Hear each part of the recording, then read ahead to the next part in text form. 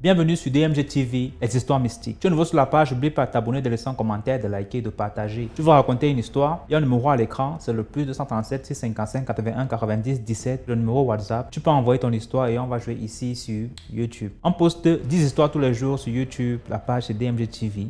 Merci pour la force que vous donnez à ceux qui s'abonnent là, merci à ceux qui partagent toujours. Il y a des gens qui sont toujours là. Quand vous venez, vous allez toujours voir leurs commentaires. Merci à vous tous.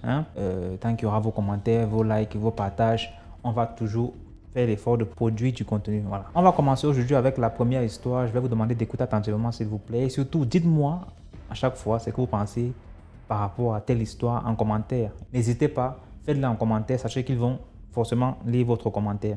Voilà. Donc, écoutez attentivement s'il vous plaît. Première histoire. Bonjour DMJ, bonjour tout le monde. Je vous raconte une histoire là qui s'était passée dans mon village. Je vis dans un petit village en Grande-Bretagne. Je vais vous raconter aussi les choses mystiques d'ici.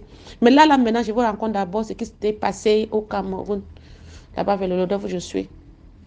Il y avait une jeune fille, enfant naturel là. Une jeune fille accouche, tu laisses avec ta mère, tu vas en ville. Elle était restée là, une jolie jeune fille. Elle vendait les beignets que sa grand-mère, elle faisait des beignets de manioc. Et de temps en temps, on savait à l'heure qu'elle va passer avec des beignets. Un jour, à son retour de la vente des beignets, elle a eu mal à la tête. Par ça, c'était à mort de petits trucs. Quelques heures après, elle est morte. Bouche à oreille, speculation, des gens ont commencé à raconter que, pointer du doigt, elle a été vendue dans le con, quelqu'un l'a pris dans le con. Ce qu'on appelle chez les femmes là, chez nous, là, chez les bêtises, là, sur le con. Juste immédiatement, quelques jours après son enterrement, sa grand-mère est descendue en bas. On appelle là-bas Bipindi, là où il y a les grands marabouts et tout. Pour aller regarder avec quelqu'un de grande renommée. Quand on racontait des choses, faisait des choses vraiment mystiques, il étalait, comme on dit, dénonçait. Quand elle arrive, là, le monsieur ils vont dans la chambre de consultation et comme la télé, il y a des gens apparaissaient sur le mur, la personne qui a fait. Mais quand la personne apparaît alors, incroyable, quelqu'un qu'on ne pouvait même pas soupçonner. Après, le monsieur qui faisait la vision lui dit que ce n'est pas sûr. Il y a des visions approfondies parce qu'il y a des gens qui portent les peaux, les personnalités des autres. Parce que si vous voyez même dans la vie normale, parfois tu pars quelque part, tu vois une personne qui ressemble à quelqu'un que tu connais. Il y a des gens qui... Donc il y a aussi ça dans le monde mystique là. Quelqu'un prend vraiment ta personne, il te prend, il te porte, ils vont faire des choses mystiques ou venir, tout ça, ils apparaissent. Après, mais pour faire la vision approfondie, il fallait 15 000, elle n'avait pas. Donc il fallait qu'elle retourne faire encore des efforts pour avoir ce montant de 15 000 francs CFA. La grand-mère s'est débrouillée, elle est descendue parce que sa petite fille était tout ce qu'elle avait c'était sa raison de vivre. C'était vraiment sa raison de vivre. Elle est repartie. En repartant, on a encore fait la vision, mais cette fois-ci, une vision bien approfondie. Parce que la première photo, l'image apparue, c'était toujours la personne qui avait d'abord apparu. Mais plus ils entraient dans le monde mystique, dans le monde nocturne, la vraie personne a finalement apparu. Quelqu'un qu'on avait souvent pointé du doigt déjà quelquefois, il était là. Un oncle bien respecté dans la communauté, il était un enseignant, il était bien. Et puis le monsieur lui dit que si tu veux, on peut voir encore tout ce qu'il a fait dans le passé. Oh mon Dieu, des jeunes, comme il était enseignant de l'école primaire, donc beaucoup de jeunes sont passés. Et elle a reconnu plusieurs. Et d'autres qui ne reconnaissaient pas parce qu'il avait travaillé presque dans tout le département et puis dans la contrée. Et le monsieur lui a demandé qu'est-ce que tu veux faire. Elle dit qu'elle veut se venger. Et le monsieur lui a donné le truc, on casse le pistache avec, c'est un petit bois comme ça qu'on travaille souvent là. C'est bien dur comme ça pour le pistache. Il lui a donné ça avec une corde. Elle a dit quand tu arrives à la maison, tu attaches au niveau du grenier, les petits greniers qu'on sèche les choses dans des villages là au-dessus du feu de bois. Et tu as 9 jours. La personne qui a ça, tu vas voir, qui a fait ça, il y aura la vengeance. Elle est retournée, elle a suivi les instructions telles que le guérisseur lui avait dit. Le 7e jour, Elle rentre du champ vers 16h, là, elle se met à faire ses feuilles de manioc. Elle voit le bâton qui tombe là dans le feu. Après, elle a arrêté tout ce qu'elle faisait, elle est allée s'asseoir sur la véranda en attendant. Quelques minutes après, elle entend des pleurs de l'autre côté du village. On dit qu'elle est morte, c'est la personne qui est morte. Et c'est une histoire qui ne date pas de longtemps. C'est une histoire qui elle-même, c'est notre tante là qui nous raconte ce qui s'était réellement passé. Donc il faut faire attention, c'était comme ça. Donc nous retenons que il y a des accusations qu'on accuse des innocents. Il y a des gens qui ont le pouvoir de prendre la peau des autres, la face des autres, apparaître comme quelqu'un d'autre. Pendant que toi tu es là en train de dormir. Parfois, là, quand tu te réveilles même le matin, là, tu vois, tu as des courbatures. Parfois, tu as des trucs au corps, des blessures, des rougeurs. Tu te demandes que mais ça s'est passé quand? C'est qu'il y a toujours des choses nocturnes. Il y a des choses mystiques que quelqu'un prend ta personne pour aller opérer. Merci de me suivre. À plus. Merci beaucoup pour cette histoire. Maintenant, on passe à la deuxième histoire. Bon, maintenant, ma propre histoire, c'est la suivante. Un peu comme l'histoire de la fille que j'ai eu à écouter, la mauvaise compagnie. Moi, là-bas, ce n'est pas qu'on m'a donné un nom. Moi, c'est que c'est ma copine.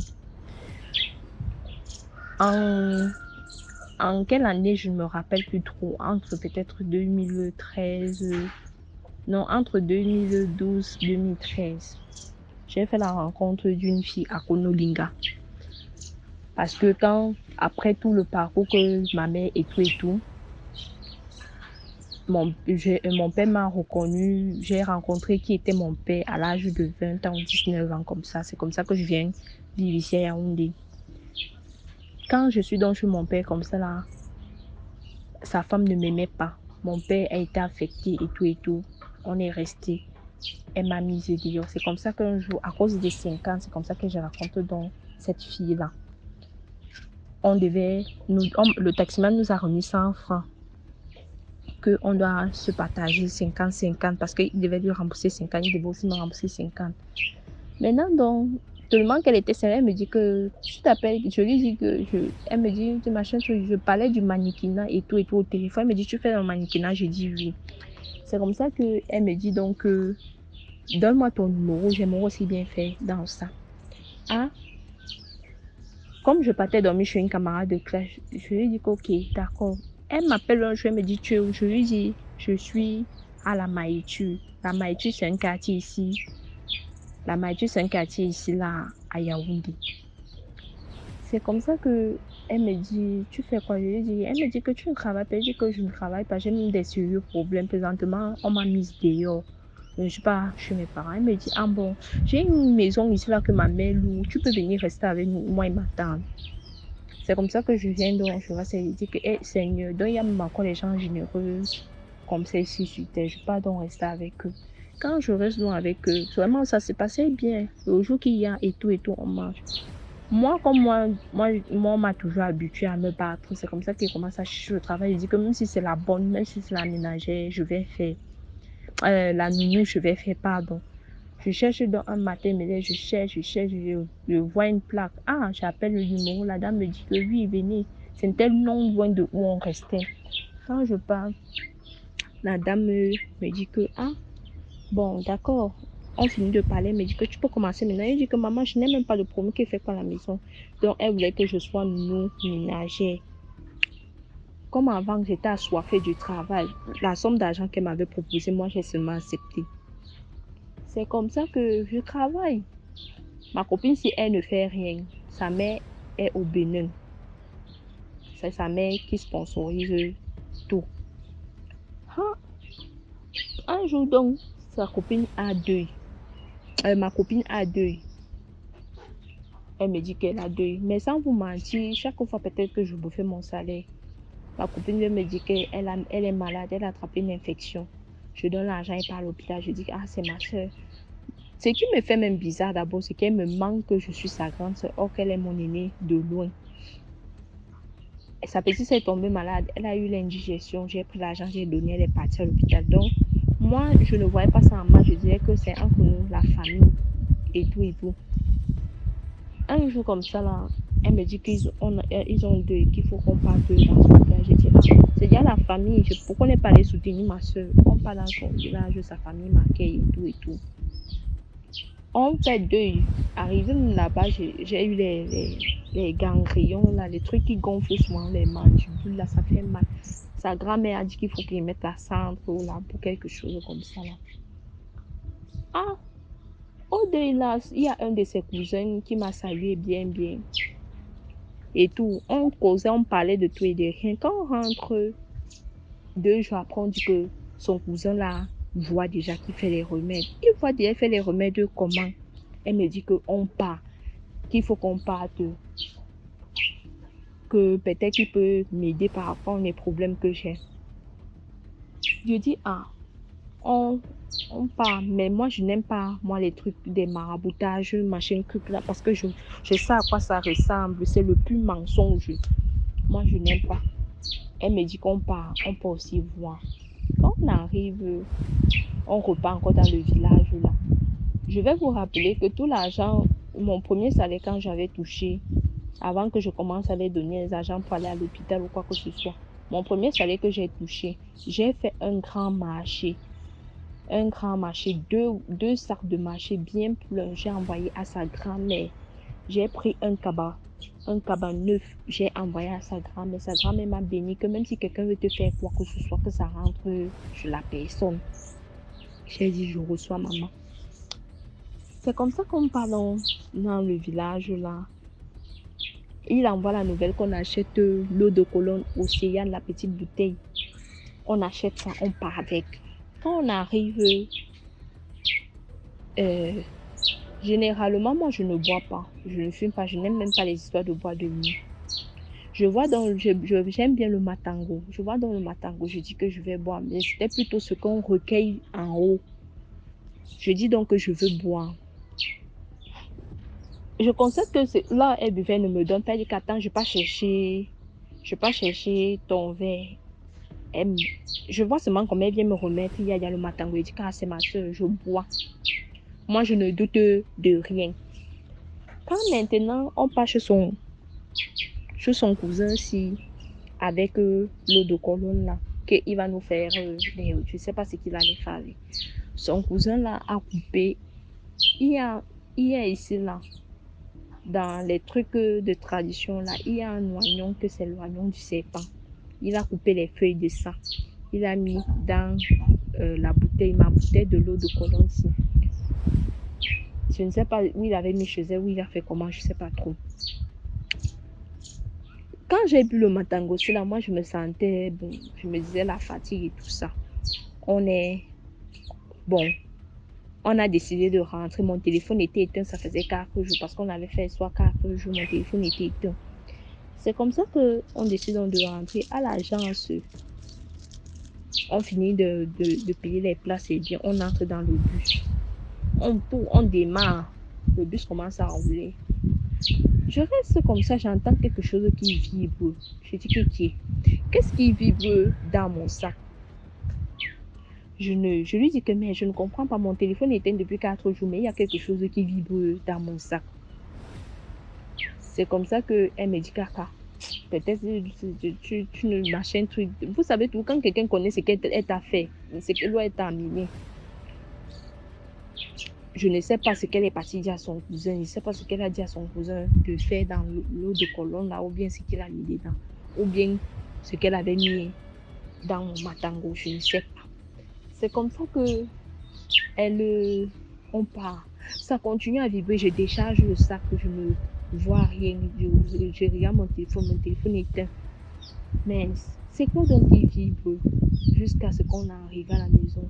Elle me dit que son cousin a dit que quand je veux sortir, quand j'ai un bon rendez-vous là, que peut-être un gars m'a dragué, que je prenne ça, je ponce mon visage, ça va attirer la personne et quoi. J'ai dit ok, mais vraiment les histoires comme ça ne m'inspire pas.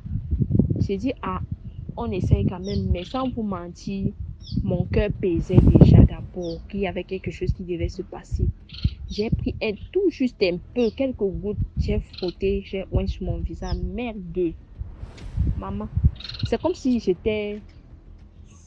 on m'a versé le feu. C'est comme si on a pris quelque chose de bouillant, on a versé sur mon visage, je brûlais.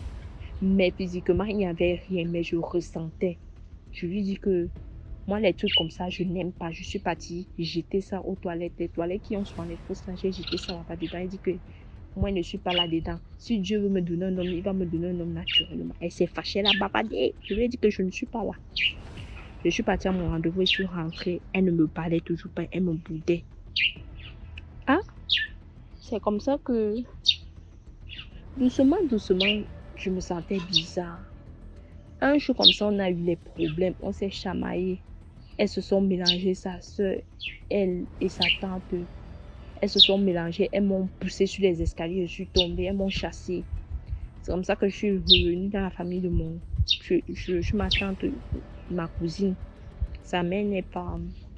Je ma tante, oui, ma cousine. J'ai trouvé ma cousine. Ma cousine m'a accueillie. Je dormais dans 2 jours.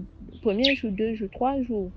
Je me sens bizarre. Je sens comme quelque chose qui marche dans mon ventre. Je me sens faible, fatiguée. Je ne parviens même pas à respirer. J'ai seulement pris le téléphone, j'ai envoyé le message à mon père que mon père était déjà rentré. Mon père était déjà rentré au pays. J'ai dit à mon père que je suis en train de dire au revoir à mon père que je sens que la matinée ne va pas m'arriver.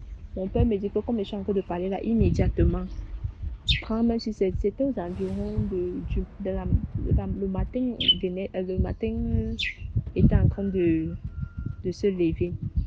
Je me rappelle, c'était 5 heures, c'était 4 heures. C'est comme ça que mon père dit que prends un dépôt. Quand j'arrive donc chez mon père, c'est comme ça qu'on essaye de me faire les trucs. On me donne, il y a une écorce là du poison chez nous. On me donne ça, je vomis. Effectivement, j'ai été empoisonnée, donc le poison me mangeait doucement. Maintenant, on a fait appel aux hommes de Dieu, de part et d'autre, au Congo, Gabon, les pasteurs, non. C'est comme ça qu'on prie sur moi. On dit que le truc qui marchait dans mon ventre, c'était le serpent. Ah, maman, que la fille là est partie dire à son frère de mettre le serpent et qu'elle m'avait empoisonné. Donc, pour résumer, que la mauvaise compagnie n'est pas bien, les copinages bizarres là. Après quelques années, donc, qu'on m'a soignée, je me suis rétablie. Je suis partie faire une école de formation. Je suis sortie, j'ai commencé à travailler. Dans mon lieu de service, je vois un numéro bizarre, 200 quelque chose m'appelle. Je décroche. Quand je décroche, qui va là, c'est ma fameuse copine. Elle m'appelle, elle me dit que... Je dis allô, elle me dit donc tu n'es pas morte. Je lui dis morte comment? Elle me dit que misérable, tu vas misérer comme ça toute ta vie. Regarde-moi la chose, elle m'a insulté comme quoi elle n'a pas réussi son coup. C'est pour dire que la mauvaise compagnie là, vraiment, ça revient toujours à ce que tu es en train de dire que n'embrassons pas les gens parce qu'on voit peut-être sur le visage, c'est un visage d'ange, ou bien la personne vraiment machin qui veut t'aider, ou bien la personne souffre. Et évitons d'embrasser n'importe qui, vraiment. Parce que en icto facto, je serais morte aujourd'hui avec tout ce qu'elle a eu à faire. Et quand elle a fait comme ça, elle a fui, elle est partie au Bénin avec sa petite soeur. Ils sont au Bénin. Mais toujours est-il que je mettais mes genoux au sol. Un jour, sa cousine m'écrit. Un jour, elle me dit que, est-ce que tu sais que ma cousine souffre? Elle est partie faire l'enfant avec un arabe. Et l'arabe lui a confisqué toutes ses identités, tout ce qui concerne pour l'identité.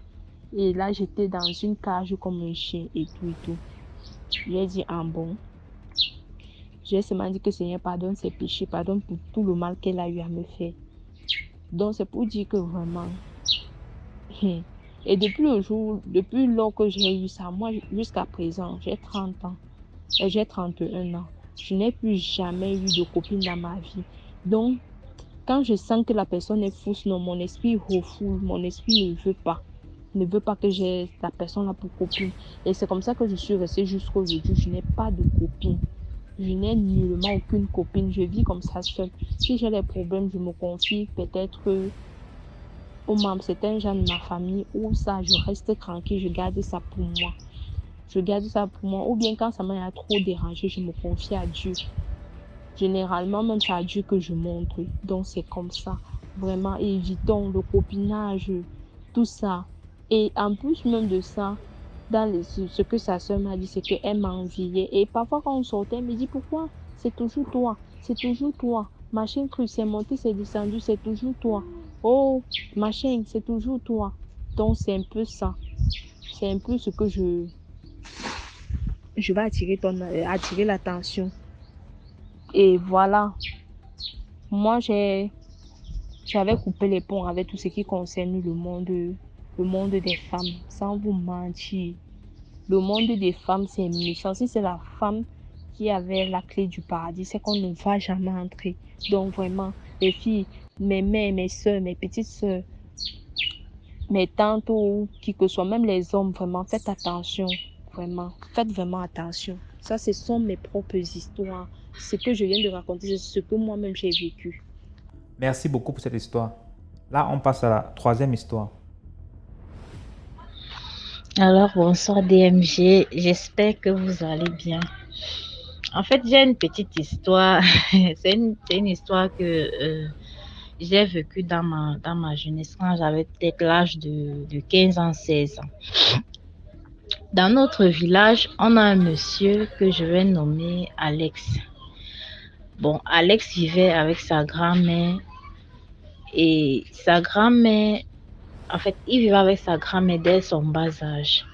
Parce que ses parents étaient décédés, sa grand-mère a dû le récupérer pour grandir, pour prendre soin de lui, quoi. Maintenant, donc, vous connaissez les petits enfants, là, ils sont là à la cour, ils sont en train de jouer. Maintenant, le ballon ils jouaient au foot, le ballon se dirige vers leur toilette, où sa grand-mère prenait son bain. La curiosité des enfants, il suit un petit bruit dans les toilettes, comme si quelqu'un est en train de se laver. Et vous savez, les toilettes, généralement, les toilettes des villages, on met juste quelques tôles comme ça, là, et puis, ou alors quelques planches, mais pour eux, c'était en tôle. Donc, Alex suit un bruit comme si quelqu'un était en train de se laver. Curieux comme il était, il part donc guetter qui est-ce qui est en train de se laver. Lorsqu'il lance un coup d'œil sur un petit trou qui était sur la tôle, il constate que c'est sa grand-mère. Maintenant, sa grand-mère en retour le voit et elle dit donc, parce que chez nous, on appelle ça une malédiction. Elle maudit donc son petit-fils en disant, en notre langue, ta vie sera ainsi, tu passeras tout ton temps à guetter toutes les femmes que tu verras. Alors le petit se retrouve encore avec ses amis, il continue à jouer. Le petit se retrouve avec ses amis, continue à jouer. Au fur et à mesure où il grandissait, Alex, c'était le genre que si il connaissait toutes les heures de bain de tout le monde au village, parce qu'on avait une rivière, ou alors on a une rivière où chacun passe souvent prendre son bain à son heure. Donc, il était devenu le style de personne que même si, dès qu'il te voit avec une serviette, avec ton petit seau pour aller prendre le bain, il laisse d'abord tout ce qu'il est en train de te faire, tout ce qu'il est en train de faire pour aller te guetter. Jusqu'à ce qu'il s'est marié, le gars est allé jusqu'à guetter sa femme. Donc, quand sa femme se lave, bon, sa femme lui dit, chérie, viens, on passe là. Il dit à sa femme, non, avance d'abord, avance. Je vais te suivre derrière. Mais dès que sa femme s'avance, elle commence à prendre son bain, le monsieur vient guetter. Quand sa femme le cogne, il dit, ah, ce sont les choses que moi je vois chaque jour. C'est juste que je voulais faire une petite blague. Mais sa femme constamment... elle constatait que c'est quelque chose qu'il faisait fréquemment, que ce n'était pas normal jusqu'à sa femme l'ait quitté. Donc le gars, c'était même le genre de personne que quand il voyage et que peut-être il a vu quelqu'un qui est en train de... quelqu'un qui est en train d'aller prendre son bain, même s'il est dans le véhicule, il demande au chauffeur qu'il s'arrête que le chauffeur doit s'arrêter.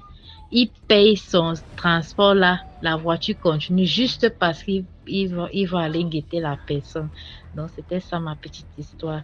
La leçon à tirer, c'est que vraiment, ne soyons pas trop curieux. Ne soyons pas trop curieux. C'est pas chaque chose qu'on doit essayer de comprendre. Donc, c'était un peu ça ma petite histoire. Merci beaucoup pour l'histoire. Maintenant, on passe à la 4e histoire. Bonjour DMG, c'est encore moi qui reviens avec une histoire mystique. Après avoir donné des trucs et astuces pour se libérer du mauvais et de l'emprise du méchant, je viens maintenant avec une histoire mystique intitulée Le pacte de sang. Alors, le pacte de sang, c'est une histoire donc qu'on m'a raconté, qui s'est passé entre un jeune homme et une femme. Il y avait la vingtaine, 25 ans et 23 ans, respectivement pour l'homme et la femme. Et ils s'aimaient follement et amoureusement. Ils ne voulaient pas donc que leur amour voilà, ils ne voulaient pas se séparer, ils voulaient vivre longtemps, ils voulaient vivre éternellement, ils ne voulaient pas que leur amour soit voué à l'échec demain. Et la fille a eu la merveilleuse idée de dire à l'homme, de demander à l'homme qu'elle font un pacte de sang. Ce que l'homme a accepté. Donc, ce qui s'est passé, la fille a donc coupé une partie, il s'est blessé, le sang a coulé. L'homme a léché en prononçant ces paroles qu'ils ne vont jamais se séparer, que leur amour c'est à vie et qu'ils ne vont jamais se séparer. Et de même, le garçon s'est blessé, la femme a léché le sang en prononçant ces mêmes paroles, que leur amour est un amour éternel et qu'ils ne sont pas appelés à se séparer. Ils ont léché ce sang et après, pour couronner le pacte de sang, ils ont fait l'amour, comme cela a été de coutume. Sauf que, plus tard, le jeune homme, lui, il a des attaques mystiques. Il y a dans la famille des gens qui ont mauvais œil sur lui, qui cherchent à lui faire du mal, qui cherchent à ôter sa vie. Sauf que il a été averti par sa maman, et sa maman va nous ramener chez un praticien pour se blinder. Et c'est là où pouvoir commencer à tourner au vinaigre, parce que arrivé chez le praticien, le blindage a été bien fait contre toute attaque mystique, contre le camp, contre la femme là, comme on dit chez nous en Bambliqué, et tout. Le travail a été bien fait, le praticien a fait tout son travail, sauf que le produit de blindage que le marabout a fait est aller rencontrer le pacte de sang qu'ils avaient fait. N'oublions pas, ils avaient prononcé des paroles pendant qu'ils prononçaient le pacte de sang, qu'ils étaient liés à vie et que leur amour aussi était lié à vie. Ce pacte dont on remet là, ils ont rencontré le pacte de sang qu'ils avaient fait. C'était un truc banal, eux-mêmes ils ne connaissaient pas ça très au sérieux, mais sauf que la parole a une force. Et cette histoire m'a fait comprendre que pour donner une parole, il faut bien réfléchir. Donc, le blindage du travail palestinien va rencontrer le pacte. Et le garçon commence un peu à délirer, il commence à mal se comporter, on comprend pas tout ce qui se passe. Et on sent que l'organisme rejette le blindage, mais en même temps, qu'il y a un problème qui ne va pas. Et la maman a vite fait de rencontrer le traducteur palestinien, puis lui-même il ne comprend rien parce que lui c'est ce qu'il a l'habitude de faire. Et voilà. Et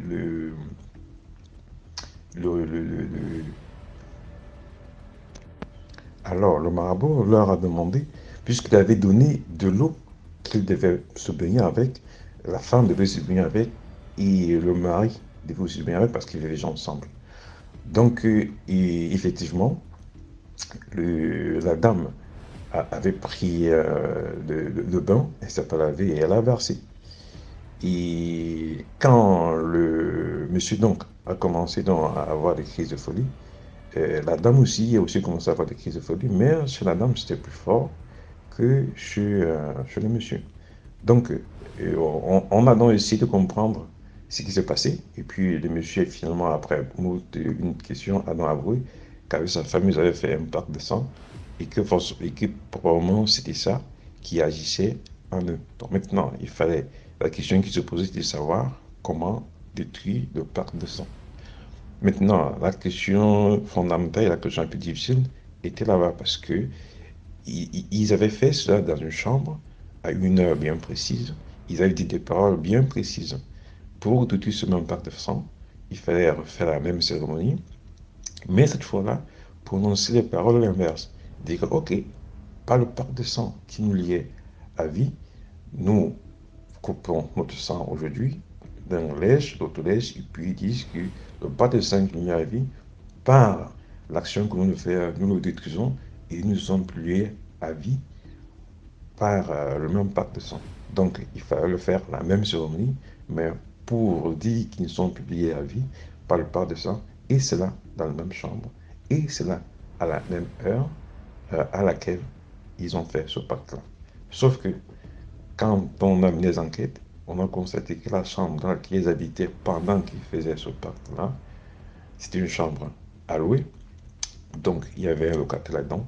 Il était donc difficile pour eux de demander au locataire de libérer la chambre pour qu'il puisse, à une heure bien précise, faire le pacte de sang et annuler ce qu'ils avaient créé au départ par la parole et peut-être couronné par un acte d'amour comme ils avaient fait par le départ. Ça, c'était impossible. Et puis, jusqu'à présent, les deux sont malades. Et voilà, on ne sait pas. Jusqu'à présent, je ne sais pas ce que tu as fait, quoi. Voilà, c'était un peu ça mon histoire. Comme pour dire aux jeunes d'éviter de faire le pacte de sang, parce qu'un pacte de sang, c'est négatif. Et c'est la raison pour laquelle vous allez voir souvent dans des couples, quand l'homme meurt, une semaine après la femme meurt, ou bien de moi-même qui suis décès de l'homme, ou bien de la femme, l'autre meurt aussi, c'est ça le rôle du pacte de sang. Et c'est négatif, et c'est pas bien parce que ça emprisonne les deux à vie. Voilà, c'était un peu ça ma contribution. Merci, bonne journée à tout le monde. Merci pour l'histoire. Là, on passe à la 5e histoire. Salut, j'espère que vous allez bien. Bon, voilà. Tout d'abord, avant de vous envoyer cette note, j'ai réfléchi. J'ai énormément réfléchi parce que ce que je vis, c'est un truc que je n'arrive pas vraiment à en parler. Tout est dans mon cœur, je cherche vraiment à en parler, mais je n'arrive pas. Voilà. Donc, c'est mon histoire. Je voudrais parler de ce que je vis actuellement avec ma famille, plus précisément mon père. Voilà. Nous sommes au Gabon, à Libreville précisément. Mon père, il a 10 enfants. Il a 10 enfants avec 4 femmes différentes. C'est-à-dire notre aîné avec une autre. Moi plus mes 4 autres frères avec ma mère. 3 autres enfants avec une autre et un autre avec une autre femme. C'est-à-dire, ma mère, c'est la femme de la maison et tout, mais les autres ont toujours été des copines. Mais mon père, il est toujours tombé sur des copines qui l'ont toujours fétiché en fait. Il est tombé sur une copine, celle avec qui il a eu 3 enfants. Elle avait fétiché à un degré où il nous avait complètement abandonnés pour aller avec elle. Il n'était plus lui-même. Il n'était carrément plus lui-même. Il ne nous reconnaissait plus, il avait tellement changé, il nous a abandonnés. À la période de 2017, oui, jusqu'à la période de 2017 en fait. Jusqu'à la dame, elle a pu lui donner 3 enfants. Mon père, en fait, il a abandonné toute sa famille, juste pour rester avec cette dame. Elle était d'origine Fan. Elle est d'origine Fan, autant pour moi. Ma mère, ses prières ne l'ont jamais trompée. Quand elle fait des songes, ça l'a jamais trompée, tout. Elle s'est rendue compte que on lui montrait à chaque fois qu'il était envoûté. Elle a fait part de ça à la famille de mon père. Ils n'ont pas compris. C'était là que non, tu es jalouse parce qu'il a une autre copine et tout. Désolée. Ils ont fait croire qu'elle mentait et tout, que c'était la jalousie parce que elle ne supportait pas qu'il y ait une autre copine et tout et tout et tout. Alors qu'au fond d'elle, nous aussi on savait. Bon, j'étais toute petite aussi. On voyait que non, notre père il n'était plus lui-même et tout. On essayait de comprendre comment ça se fait qu'il abandonne sa famille et tout. Il est parti vivre avec cette dame et dans l'une de ses maisons à lui. Du coup, quand toute cette histoire est passée, j'en passe dans les détails. Quand toute cette histoire est passée, bon, on a découvert à un moment qu'on l'avait fétiché. Mon père a dû vomir des trucs vraiment, des trucs que vous n'imaginez même pas que ça peut sortir de la bouche de quelqu'un. Il a vomi des miroirs, des caméléons, des trucs vraiment bizarres. Et tout ça, il ne sait pas que nous sommes au courant en fait. Bref, toute cette histoire est passée. Ça, c'est de l'ancien parce que cette histoire m'a vraiment touchée. Ça m'a vraiment fait mal. J'ai vraiment eu une sorte de traumatisme à cause de cette histoire. Bon, voilà. Mes frères y compris. Maintenant, notre frère aîné, il est au Sénégal actuellement. Et les autres, ils sont ici à Libreville avec nous. Mais je suis juste avec mes deux petits frères et ma grande sœur et ma mère. Chacun est chez sa mère. Les trois autres enfants, une fois, on a appris que leur mère est fétichée notre père. Cette dame d'abord jusqu'aujourd'hui, elle est recherchée. Et que ce soit à son travail, que ce soit à la famille et tout, elle est recherchée. Maintenant, les enfants qu'elle a eu affaire à mon père, il ne s'occupe plus d'eux. Il a tout lavé les mains sur eux et tout. D'abord, les enfants, ils n'ont rien à y voir, mais à cause de leur mère, ils sont en train de payer, voilà. Et actuellement, ce qui me fait vraiment vous écrire, vous parler en fait, vous envoyer cette note, c'est ce que nous vivons là actuellement. Toute cette histoire est passée et tout, avec la dame Fan. Mon père avait déjà prévu de se marier avec ma maman et tout. Mais à chaque fois qu'il parle de mariage avec ma maman, il y a toujours un truc qui se passe. Donc là, nous allons vers une autre histoire. Des années sont passées et tout. Là, nous sommes déjà en 2023. C'est en 2022 là que mon père a rencontré une nouvelle copine. En 2021-2022. Une nouvelle copine et tout. Elle, vraiment, ma mère, elle s'en foutait déjà. Elle dit que bon, c'est un homme, il doit avoir ses copines et tout et tout. Mais cette dame-là, cette dernière, nous tous on la connaissait pas et tout. On s'en foutait même d'elle parce qu'on dit que bon, c'est censé ses copines comme d'habitude. Elle arrive à un point où elle a fétiché, mais elle ne se cache pas. Vu que là, actuellement, il nous a encore abandonnés. Donc, une histoire que je ne voulais pas que mes petits frères vivent. Mais ça se reproduit. Donc, il nous a encore abandonnés. Il est parti vivre. Il a construit un motel. Un motel un peu dans une commune là du Gabon et tout. Je n'en cite pas le nom. Il a construit un motel là-bas. C'est là-bas où il reste. À la base, là-bas, c'était juste pour son business. Parce qu'il a un motel, un atelier et bref, j'en passe.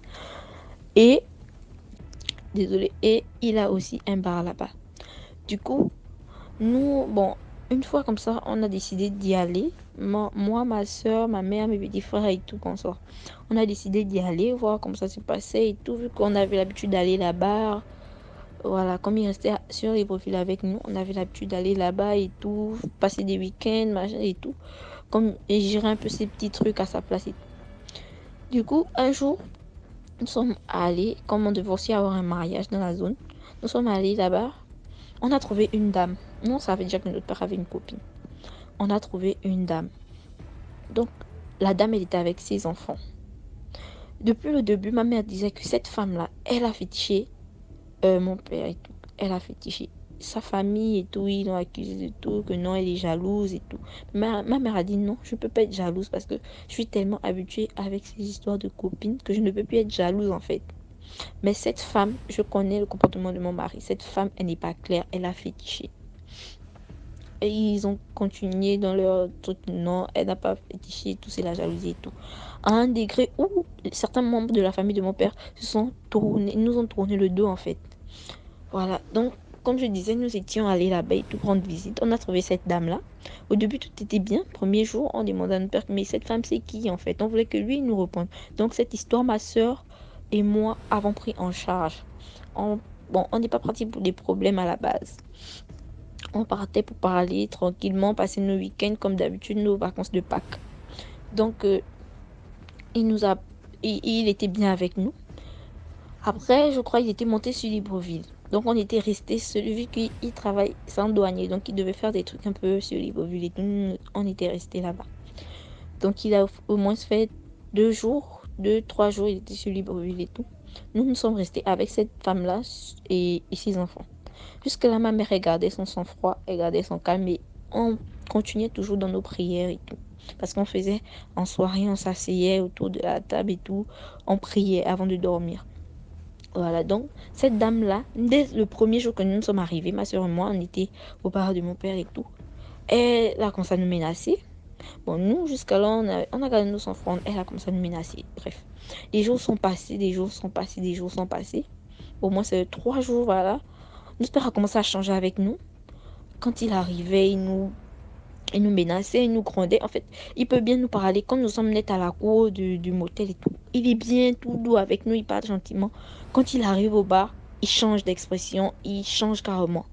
Il nous menace, il nous insulte, Voilà, donc tout s'est passé là-bas, vraiment, tout s'était passé là-bas et tout.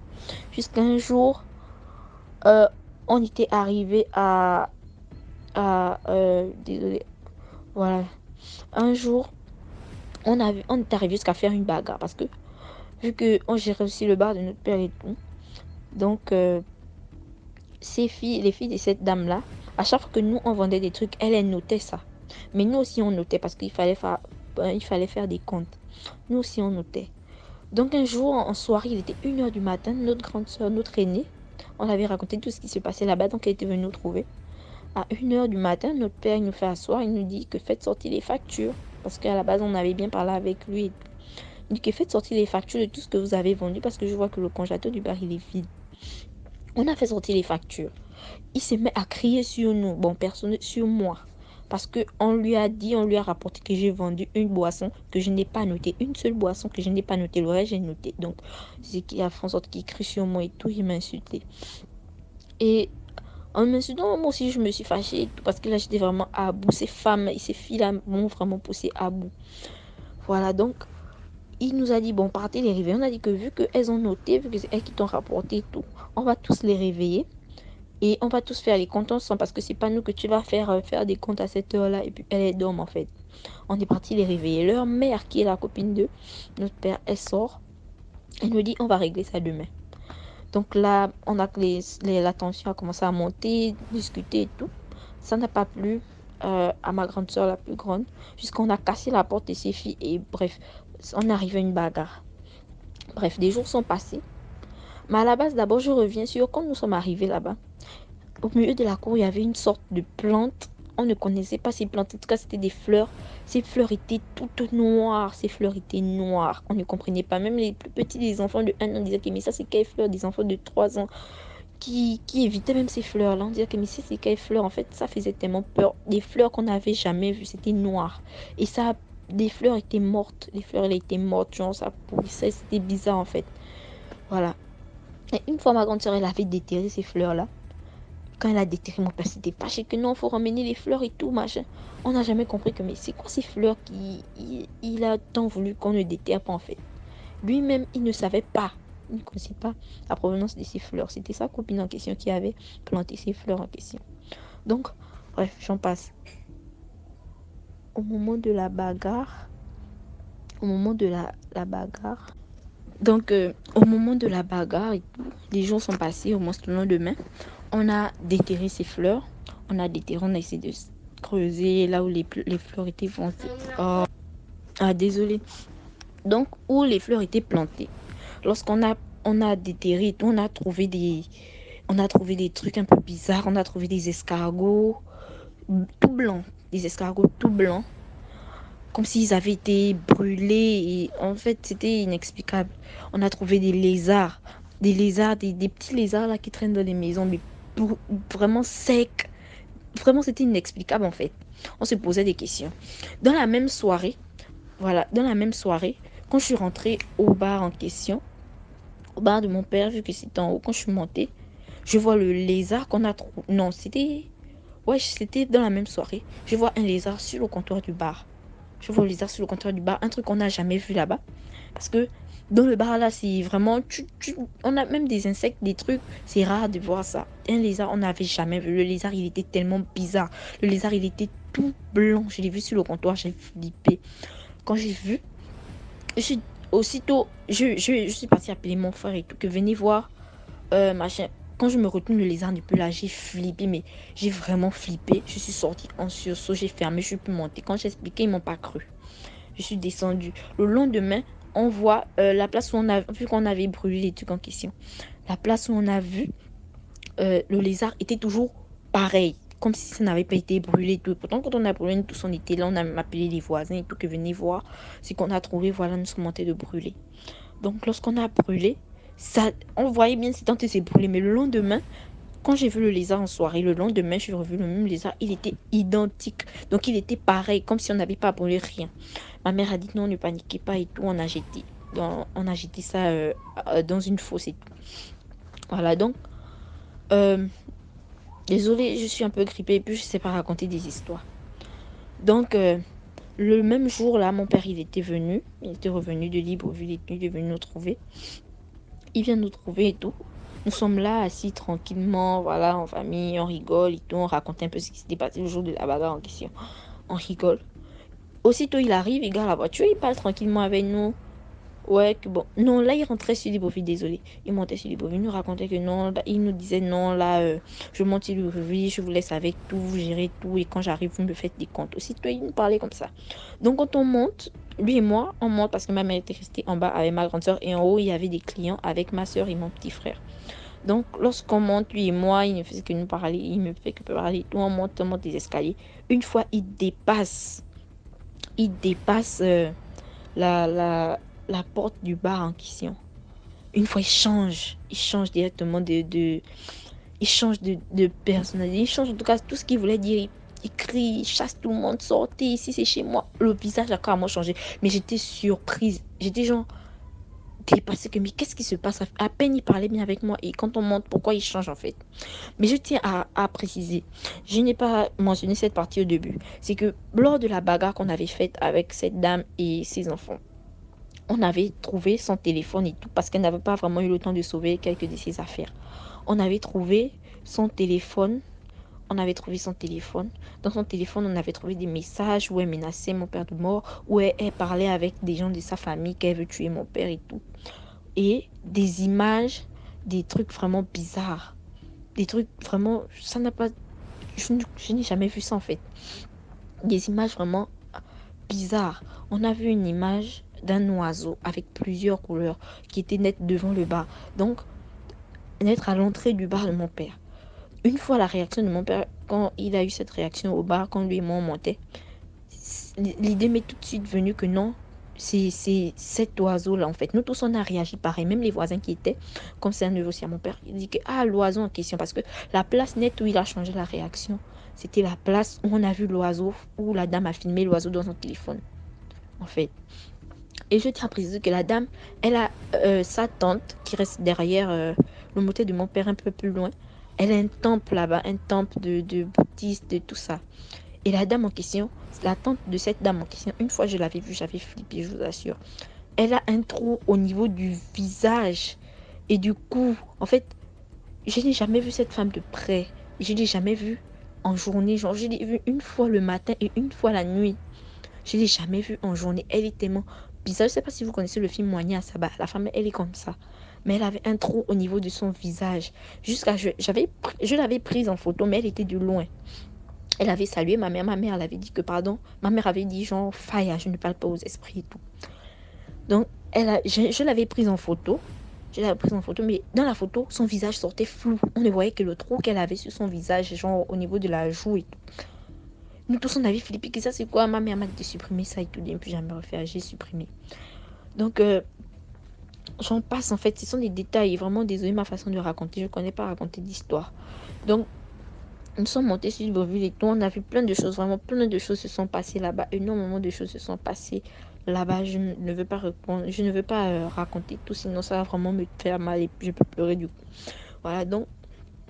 Nous sommes remontés sur Libreville, tout s'est passé. La famille de mon père nous avait à dos parce qu'il racontait partout que nous l'avons manqué de respect et tout. Mon père, il est arrivé jusqu'à nous régner. Bon, moi, perso, parce que plein de choses se sont vraiment passées. Vraiment, plein de choses se sont passées durant ces temps-là. Il m'a régné, il nous a régné tout ce qui n'a plus d'enfant à partir de maintenant parce qu'on a chassé sa copine et tout. Mais au fond, on sait qu'il ne réagit pas de lui-même en fait, qu'il est envoûté. Et jusqu'aujourd'hui, c'est maintenant, on a enlevé notre affaire dedans, en fait. C'est nous qui avons creusé cette histoire parce que la famille se méfiait déjà de nous. La famille ne savait pas si réellement on disait vrai parce que ma mère disait qu'il était envoûté. Eux, ils ne voulaient pas croire en ça. Maintenant, là, plein de choses ont été découvertes et tout. Ils sont maintenant en train de comprendre qu'on avait raison, en fait. Jusqu'à, disons, ils venaient spécial à la maison pour nous menacer, que non et tout. On fallait pas qu'on fasse ça, fallait pas qu'on se mette de ça. Et là, la famille nous avait à dos, vraiment tout le monde.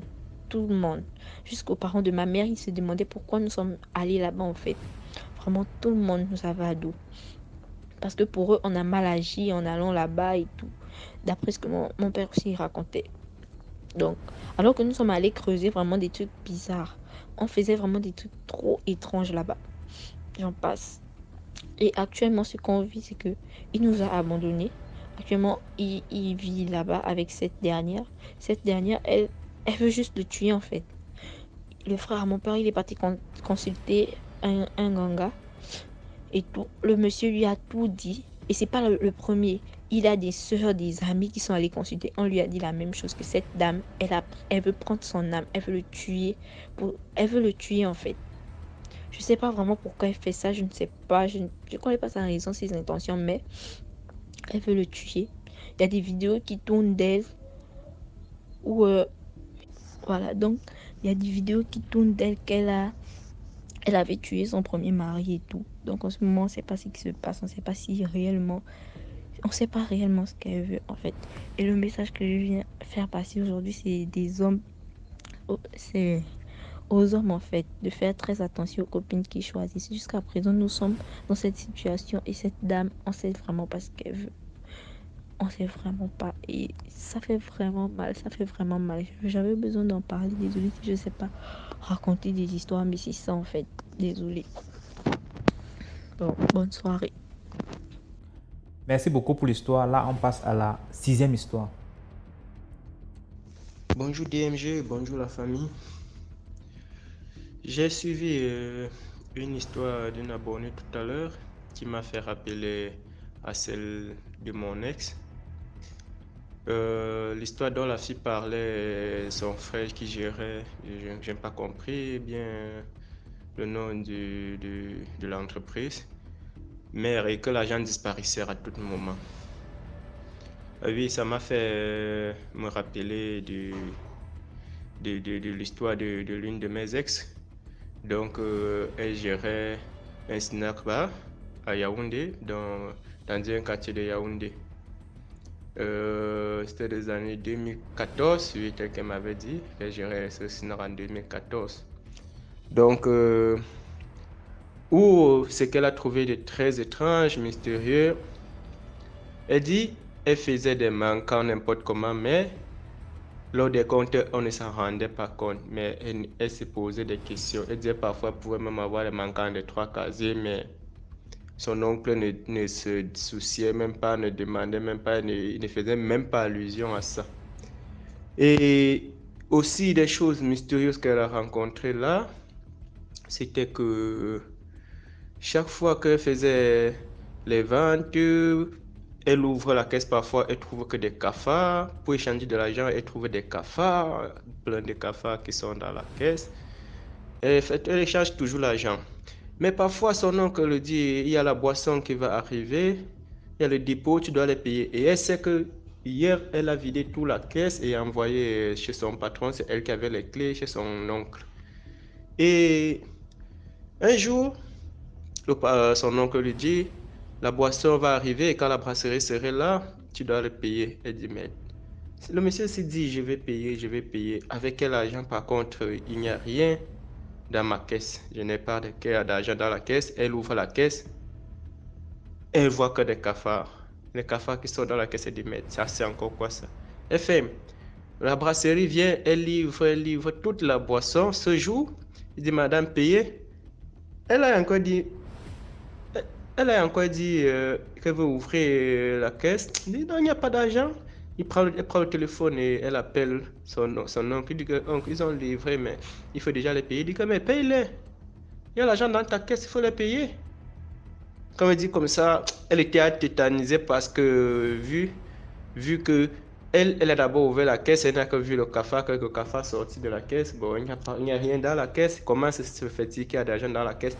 Elle aussi, avec la colère, bon, comme vous savez, parfois nous disons que mais ça, c'est même quelle histoire ça? Elle tire la caisse et trouve l'argent classé dans sa caisse. Elle dit oui, hey, c'est quoi ça?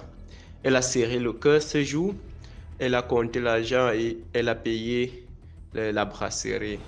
Voilà que quand la brasserie est partie, elle a travaillé cette nuit, elle a fait l'effort de travailler toute cette soirée sans rien dire. Le lendemain, elle n'est plus passée jusqu'à nos jours et son oncle ne l'a jamais rappelé pour demander pourquoi tu ne viens plus au travail, pourquoi tu as arrêté si brusquement et rien jusqu'à ce jour. Donc pour moi, je trouve que elle était beaucoup épargnée grâce à Dieu parce que si peut-être elle insistait, on ne saurait pas ce qui pouvait l'arriver. Parce que tu ouvres la caisse de temps en temps, une caisse, tu ne vois que des cafards, tu te demandes après de l'argent et subitement ça fait peur. Vu que tu as plus de manquants même, on ne te pose jamais de questions, pourquoi tu as eu de manquants. Par contre, nous tous, nous savions que dans un casier de bière au pays, nous avions une seule bouteille de bière dedans. Mais déjà, manquant de 3 casiers, ça veut dire qu'il y a beaucoup de bénéfices. Il y a le capital qui est touché, bien même, mais jamais, il ne s'est jamais soucié de cela. Donc ça veut dire qu'il savait en quoi il gagnait sur cette fille. Bon, selon moi, hein, selon mes analyses pour moi. Raison pour laquelle, sur sa sœur, raison pour laquelle il ne se souciait pas. Donc voilà ma petite histoire. Ça m'a vraiment rappelé cette histoire. Bon, je dis aussi, il y a beaucoup de choses qui existent, soit, comme elle a dit, ça disparaissait, si ça ne disparaît pas, soit ça va apparaître. Soit ça va apparaître. Ok, DG, merci encore du concept. N'oublions pas, comme d'habitude, de toujours commencer par liker, partager. Et pour ceux qui ne se sont pas s'abonnés, qui s'abonnent pour que la famille puisse s'agrandir. Beaucoup de courage, mon frère, beaucoup de courage et bonne continuité. Merci beaucoup pour l'histoire. Maintenant, on va passer à la 7e histoire. Bonsoir DMG et bonsoir à toute la communauté. C'est encore moi Audrey et j'ai une autre histoire, une autre expérience qui m'est arrivée. Alors, je suis, bon, peut-être pour ceux qui ne m'ont jamais écouté, je suis originaire de la RDC et je suis née en Côte d'Ivoire, j'ai grandi en Côte d'Ivoire, tout ce que je connais, c'est la Côte d'Ivoire qui me l'a appris, on va le dire.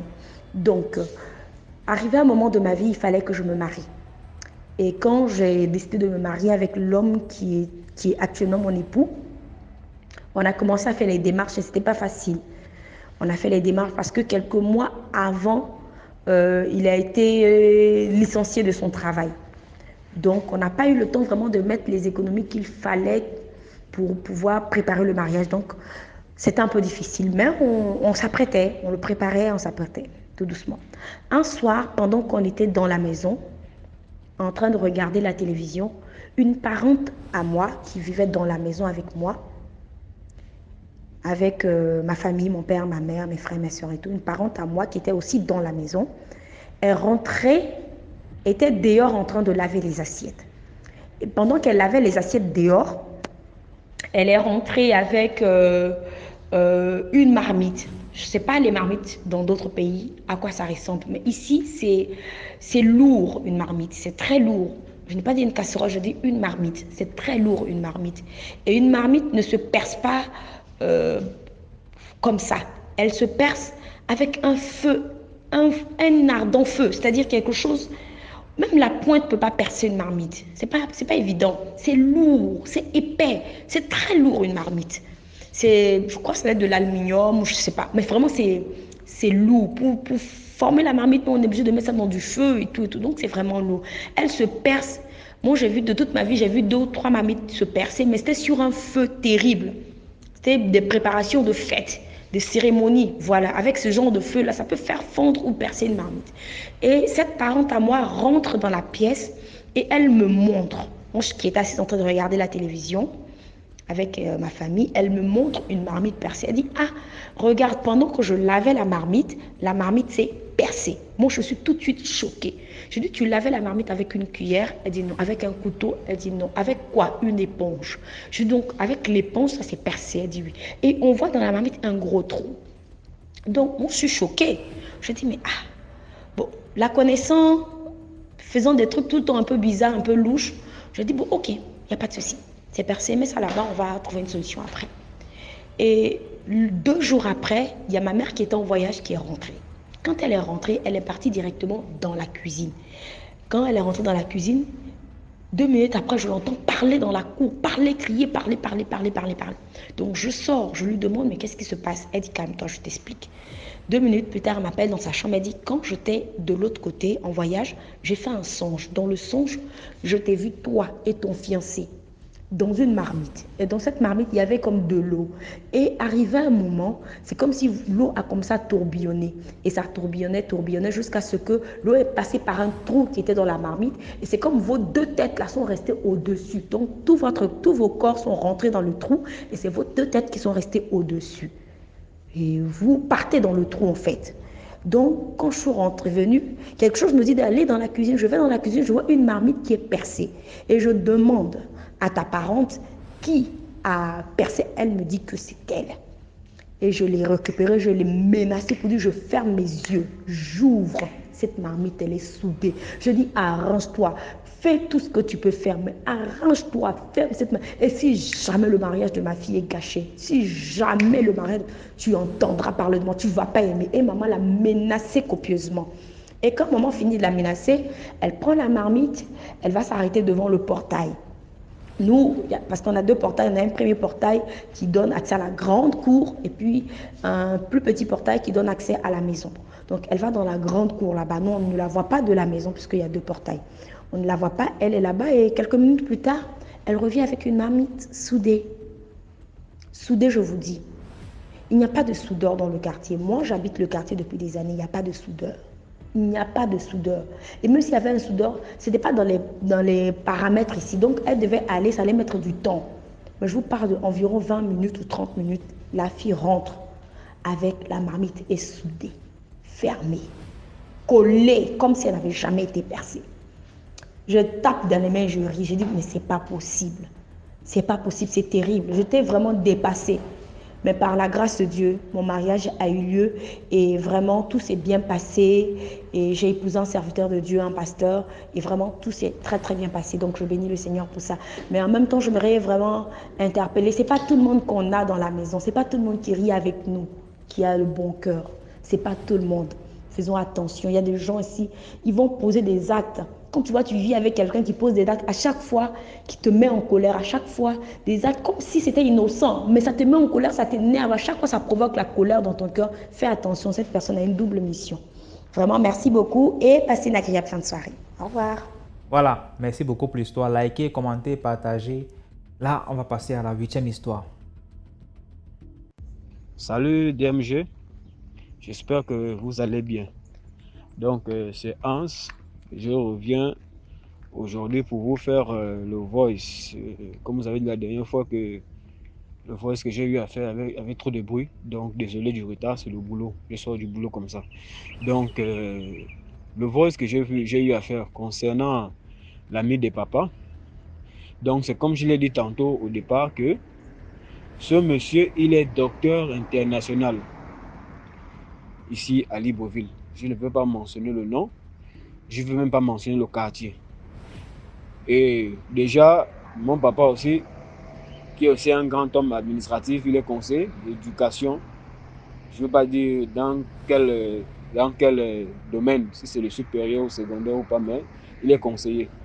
Donc c'est un grand ami à papa parce que la plupart des cérémonies qui sont souvent organisées, parce que nous sommes dans le même quartier, la plupart des cérémonies organisées, mariage, anniversaire, deuil et consorts, le monsieur invite toujours papa. Idem que lui, que papa aussi. Donc, ce sont des gens qui se connaissent dans d'autres choses. Alors, papa avait reçu une invitation de l'anniversaire de sa petite fille, donc le docteur. Sa petite fille fêtait son anniversaire, je pense qu'elle devait prendre 5 ans ou 6 ans.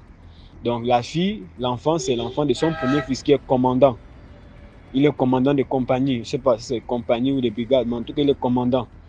Donc, l'aîné.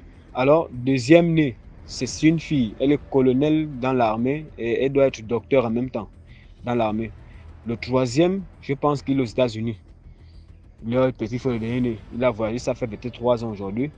C'était aussi un ami avec qui nous avons grandi ensemble. Il est aux États-Unis, joue au basket, à la NBA, aux États-Unis. Et leur maman, elle est mère, quelque chose comme ça là, mais je ne sais pas dans quelle province, mais elle est mère. Alors, lorsqu'on a été invité à l'anniversaire, nous sommes partis. Donc, du coup, on a passé la soirée. C'était très cool, c'était bien en tout cas. Il n'y avait pas de stress. Déjà, on était reçus sur une bonne table, un peu à l'écart de certaines personnes. Donc, en fait, la soirée était bien organisée. C'était pour tout le monde. Alors, nous sommes endormis. Parce qu'on partit, après l'ambiance, nous sommes allés nous reposer. Je t'ai dit que l'anniversaire là était comme si c'était le mariage d'un général qui s'est marié. Ça dit, des personnalités sont venues de part et d'autre. J'ai dit que merde, c'est toujours l'anniversaire d'un enfant de 5 ans, des personnalités. Et il fallait voir les voitures, des voitures même que je me pose des questions si c'était toujours à Libreville qu'ils ont acheté ces voitures-là. Bon, bref, il y avait des hautes personnalités. Mais quelques personnes ont dormi, telles que nous. Nous ne sommes pas rentrés, pourtant nous étions à côté, mais le docteur a demandé que nous passions nuit à la maison. Nous avons passé nuit. Nous nous sommes levés le matin. Bon, en fait, ce sont les bruits de la ménagère du docteur qui a eu à faire des bruits. Il y a machin truc, il y a au secours, il y a c'est quoi dans la chambre. Comme ils ont une bonne là qui nettoie les chambres, tous les matins nettoie. Elle a un travail, elle travaille, elles sont 2. Alors nous sommes levés, on est parti, on a regardé. Effectivement, il y avait un truc de très compliqué. Depuis que je suis né, je n'avais jamais vu quelque chose de très compliqué. C'était un corps qui était attaché au centre de la chambre, donc sur le plafond, au milieu de la chambre. Donc la chambre appartient au premier fils du docteur qui est commandant de compagnie, je pense bien. C'était dans la chambre qu'on a trouvé le corps. Et curieusement, le type qui est mort, c'est un taximan qui a été, je ne sais pas si on l'a invité, je ne sais pas ce qui s'est passé, mais dans le fond, on ne sait vraiment pas. Donc, il est venu et il semblerait que le jeune taximan, c'est un ami au commandant. Ils ont fait l'école, soit au collège ou à l'école primaire, c'est son camarade de classe. Donc, il est mort, on l'a retrouvé là. Alors, les gens du quartier ont commencé à faire des bruits. Oh, voici, c'est là. Vous connaissez le langage du quartier. Oh, les sectes, c'est monté, c'est descendu. Ça, c'est les pratiques. Parce que le corps était complètement dépourvu d'organes, des organes. Ils ont tout retiré. Quittant de la poitrine jusqu'au bas du sexe, on a tout retiré. Même les veines, on n'a pas trouvé quelque chose. Même les veines, tout, ils ont retiré. Ouf, bon. Moi, j'étais tellement surpris. J'étais même perdu et ça m'a traumatisé. J'étais perdu. Bon, mon vieux, lui, quand il est arrivé, il a regardé. Il n'a même pas fait 2 secondes. Il a guetté, il a vu, il s'est retourné, il est parti. Je sais pas, sa réaction était un peu bizarre. Il n'a pas vraiment fait comme un monsieur qui dit que non, c'est quoi ça, machin. En fait, il a regardé pour quelques secondes, il s'est retourné, il est parti. Il y avait un monde fou. Tout le monde était bouleversé. Il m'a juste dit que on s'apprête, on part. C'est tout ce qu'il m'a dit ce jour-là. Il n'a même jamais voulu parler de ça à la maison. Bon, moi, c'est compliqué, hein, c'est vraiment bizarre. Donc, c'est un peu ça l'histoire de ce qui s'est passé chez l'ami de papa, qui est docteur. On ne sait vraiment pas ce qui s'est passé cette soirée, mais pour moi, c'est mystique. Pour moi, cette histoire est mystique. Alors, le conseil que je veux donner là-dedans, c'est que dans la vie, lorsque nous partons à des cérémonies, lorsqu'on est invité par qui que ce soit, je ne sais pas trop, vraiment, vraiment, vraiment, soyons prudents. L'émission DMG TV qu'on a créée, ce n'est pas pour faire de la plaisanterie, comme certains. On n'est pas là pour rire, on n'est pas là pour dire que DMG est beau, il est mignon. On est là pour sensibiliser. Parce que je vois depuis un bon moment, là, les filles, là, vous dites toujours, oh, DMG, ceci. C'est important, c'est bien, mais, pardon, cette émission, elle est là vraiment pour édifier beaucoup de personnes. Il y a des gens qui sont encore, ça dit, cette émission, d'autres comprennent, mais ils ne savent même pas, ils n'appliquent même pas les consignes qu'on leur donne à la fin. Soyons prudents, le dehors est mauvais. Moi qui suis en train de vous parler, je suis dans une maison très difficile. Je vois des choses tous les jours que je ne peux partager avec vous. Mais je vous assure que si je me mets à pratiquer dans ma chambre et je vous donne ce même les 10 000 francs en route, je vous ai déjà vendu. Mais ce sont des choses que moi je lutte, que je combats, que mon propre père ne peut imaginer. Faites attention, soyez prudents. Soyez vraiment, vraiment prudents. Donc c'est ce message que j'avais à partager avec vous, DMG, cette histoire. Donc c'est comme vous avez écouté la première histoire que j'avais envoyée la dernière fois. Donc je suis dans une famille où ça se passe. Maman aussi qui n'a jamais parlé. Je lui ai posé la question de savoir s'il y a un truc comme ça. Elle ne parle pas. Elle est tranquille. Donc peut-être elle aussi connaît quelque chose. Donc vraiment c'est ça. Soyons prudents. C'est tout ce que je voulais dire ce soir. Merci. Bonne soirée. Merci beaucoup pour l'histoire. Likez, commentez, partagez. N'oubliez pas de liker s'il vous plaît. Maintenant, on passe à la 9e histoire. Bonsoir DMJ, bonsoir la communauté. J'espère que vous vous portez bien. Partagez, likez, commentez. J'aimerais vous raconter aujourd'hui l'histoire de ma mère qui a failli être sacrifiée par son cousin. L'histoire se déroule dans une ville au Gabon, ma mère étant originaire de cette ville. Un soir, aux environs de 17-18 heures, son cousin arrive, il gare la voiture, il rentre, il papote, il raconte un peu les histoires qui se passent dans la ville. Il raconte un peu les histoires qui se passent dans la ville, il raconte. Il était maire, voilà, donc maire de cette ville. Donc il raconte avec sa cousine, il raconte.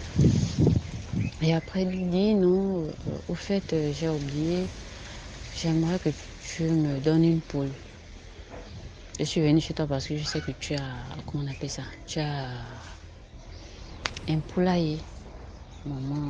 Mon père avait un poulailler. Maman dit ok, pas de problème. Elle part, elle ouvre le poulailler, elle prend une poule. Elle vient, elle donne la poule. Il dit non, je ne veux pas cette poule. En fait, je voulais une poule blanche. Ma mère dit tu sais que tu es mon frère, en rigolant, que tu sais que tu es mon frère et tu sais qu'il y a des interdits. Chez nous, c'est interdit. On ne donne pas une poule blanche comme ça. Donc, je ne peux pas te donner la poule blanche. Je ne peux pas aller à l'encontre des interdits. Je ne peux pas, je suis désolée, et tout. Après, il dit, oh, bon, ok, c'est pas grave, il n'y a pas de problème. Il papote encore un peu. Il monte dans sa voiture. Ma mère l'accompagne à sa voiture. Il monte, il démarre, il part.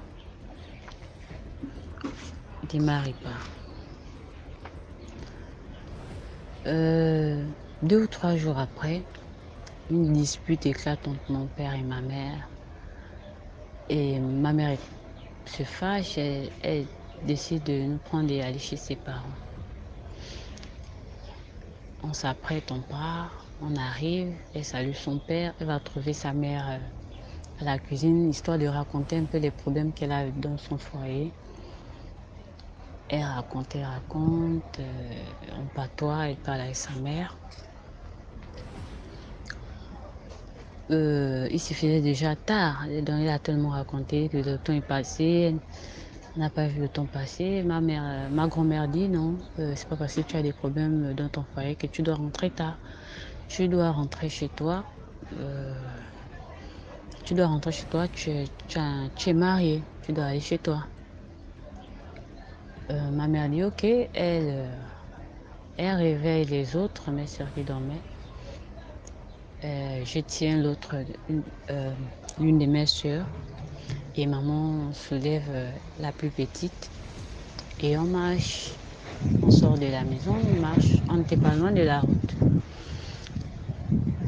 Donc quand on marche un peu, ma mère voit une silhouette debout. Elle demande c'est qui? Personne ne répond. La personne est debout. Nous aussi on voit la personne. Elle dit c'est qui? Personne ne répond pas. Mais je dis que c'est qui? Personne ne répond. Elle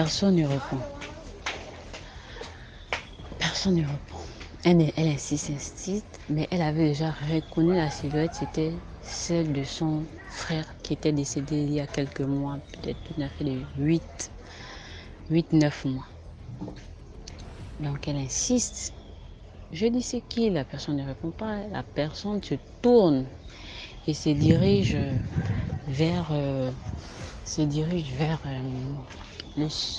cimetière familial. la concession de mes grands-parents, il y avait le cimetière familial à côté. La personne rentre et ma mère commence à crier « Papa, maman !» Papa, maman, elle appelle son père et sa mère. Elle appelle « Venez voir !» Elle cite le nom de son frère. « Venez voir, il est là, tel est là. Il est là, il est en train de descendre vers le cimetière et tout. » Mon grand-père sort de la maison, ma grand-mère sort de la cuisine. Ils viennent, mais la silhouette a déjà disparu. La silhouette a disparu. Elle insiste, je vous dis qu'il était là, il est là, il était là, il est descendu là, il a disparu et tout. Mon grand-père dit non, il faut vite rentrer à la maison. Il faut vite rentrer à la maison, je vais te déposer à un certain niveau et tu vas continuer. Mon grand-père nous accompagne jusqu'à un certain niveau. Et il dit, bon là, vous pouvez déjà rentrer, personne ne peut vous faire du mal, personne ne peut vous attaquer. Et donc, on continue la route, on arrive à la maison. Nous, on rentre dans notre chambre et maman rentre dans sa chambre conjugale. Elle arrive, elle se couche. Nous aussi, on se couche. Même pas 15 minutes, on entend notre mère qui crie. Il est là, il est là. Elle commence à délirer, elle crie. Il est là, il est là. Elle cite le nom de son frère. Elle dit à notre père, tu ne vois pas, il est là, il est là. Mon père pète le câble. Il dit, je ne suis pas dedans. Donc, elle a déliré là peut-être pendant 5 minutes. Mon père dit, je ne connais pas ça, votre sorcellerie là, de tel, il cite les techniques de ma mère. Je ne connais pas ça, votre village de sorciers, je ne connais pas ça et tout. Donc, tu faut pas venir faire les choses là chez moi. Attends, j'appelle tes parents, moi, parce que l'histoire là me dépasse, je ne comprends pas ça. Mon père appelle l'un de ses autres cousins qui restait pas loin. Il dit, viens ici, j'ai un problème, il y a votre soeur qui est en train de délirer. Elle vient à peine de chez ses parents. Ça ne fait même pas 30 minutes qu'elle est venue. Elle délire, elle dit, elle voit son frère qui est décédé. Son cousin là vient, comme il ne restait pas trop loin, il vient. Il trouve effectivement ma mère en train de délirer et elle dit à son cousin que tu ne vois pas, il est là, il est là. Et il dit, je ne vois rien. Ma mère insiste. Mon oncle là appelle ses enfants. Il démarre sa voiture, comme je s'était véhiculé, il démarre sa voiture. Il fait monter ma mère, il appelle depuis le quartier. Il dit à mon père à mon grand-père que je suis en train de venir avec ta fille. Elle délire, elle dit qu'elle voit son frère. Donc il démarre la voiture. Quand on arrive au quartier, parce que papa aussi est venu pour nous accompagner. Donc quand on arrive au quartier, tout le monde est déjà là, ses autres soeurs, ses autres frères et tout. Tout le monde est là, on attend, on fait sortir effectivement, on est en train de délirer. Elle délire, elle à la limite, elle est comme possédée,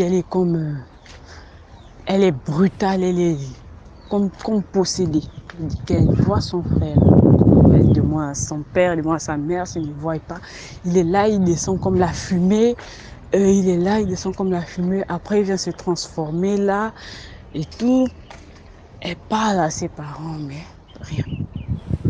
Donc ma mère insiste. La nuit là, personne n'a dormi. Ma mère était agitée. On l'a attachée, ma mère. J'ai vu comment on a attaché ma mère parce qu'elle était violente. Elle était vraiment violente. Je sais pas, elle s'est même détachée. Elle a couru, elle s'enfonçait vers les cimetières là-bas. Elle a foncé dans la forêt. Ses frères l'ont poursuivi, l'ont attrapé. On l'a rattrapé, on l'a encore attaché. On a encore attaché ma mère. Donc, ils n'ont pas dormi la nuit. Le lendemain matin, ils sont allés voir un pasteur. Le pasteur est arrivé, il a vu ma mère, il a dit ok, ça c'est pas une petite histoire.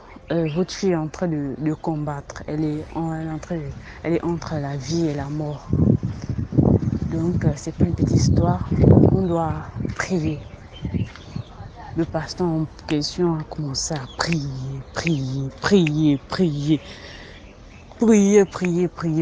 Il a arrêté, il a cessé. Dans la soirée, il a repris la prière. Prier. Donc, ma mère s'est endormie. Elle s'endort.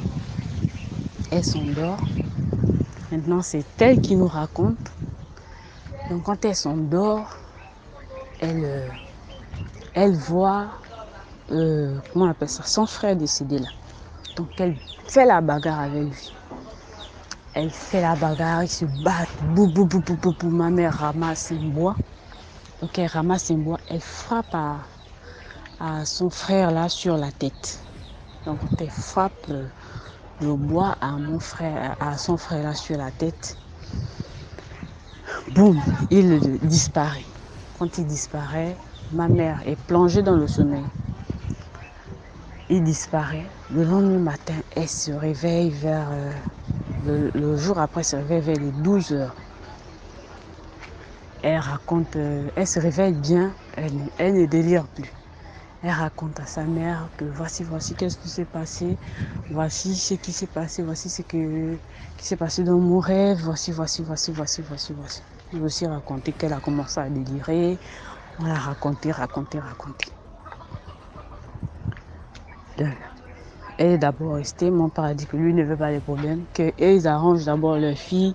S'ils ont mangé leur fille, bien s'ils ont fait quelque chose à leur fille, lui ne veut pas les problèmes parce que lui ne connaît pas ça. Ça s'est passé comme ça.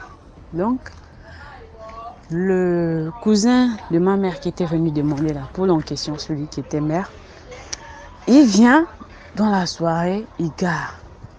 Pendant que quand tout cela se passait, pourtant il était véhiculé, il restait dans la même ville, il était au courant, mais il n'est pas venu. Mais il vient dans la soirée et il demande à voir ma mère. Quand il vient, il trouve ma mère, il demande ça va. Ma mère dit oui, ça va. Je vais bien. Après, il dit à ma mère que comment on appelle ça? En patois, il dit à ma mère que tu es dur. Tu es vraiment dur. Hein? Tu es vraiment dur. Hein? Tu es comme un homme. Tu es dur.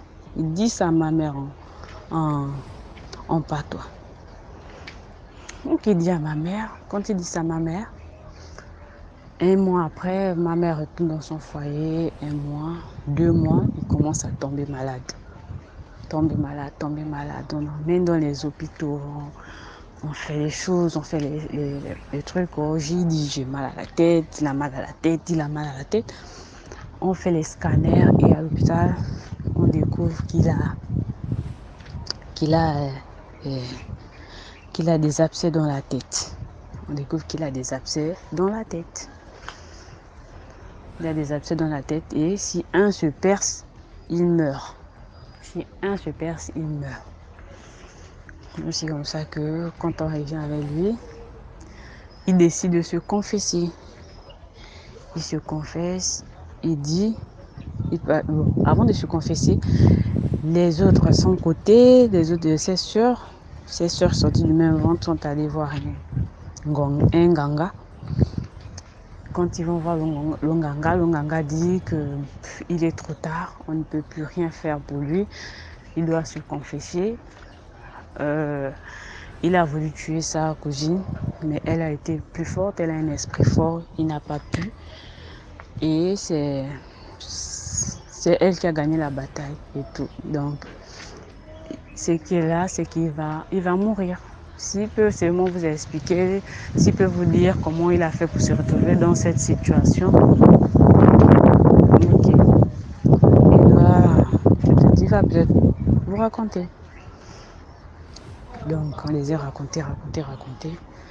Le ganga parle avec eux que c'est impossible, on ne peut plus sauver. C'est fini, il va partir. Donc, quand ils arrivent à la maison, chez lui, il décide de faire une réunion et il raconte, étant malade, il raconte que voici, je suis rentrée dans telle chose, leurs histoires-là, je suis rentrée dans une loge et voici, dans la loge, on m'a dit que si je voulais garder le trône que j'ai, donc le trône que j'ai en tant que mère, je dois sacrifier une personne. Et la personne que j'ai choisie, c'était telle. Mais elle a été plus forte que moi. Et voici ce qui s'est passé. Il n'a plus fait 3 mois. Il est décédé. Donc, c'était ça mon histoire. Merci beaucoup pour l'histoire. Là, on passe à la 10e et dernière histoire. Bonjour à toute la famille. Je suis auprès de vous pour faire part de mon vécu. Je suis une jeune Camerounaise vivant au Gabon.